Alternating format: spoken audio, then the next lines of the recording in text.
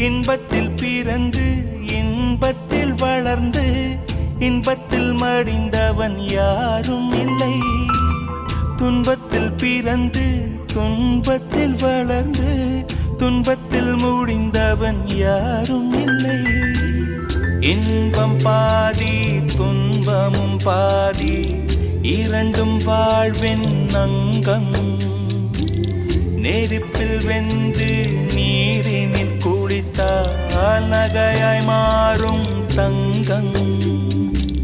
தோல்வியும் கொஞ்சம் வேண்டுமடி, வெற்றிக்கு அதுவே எணியடி.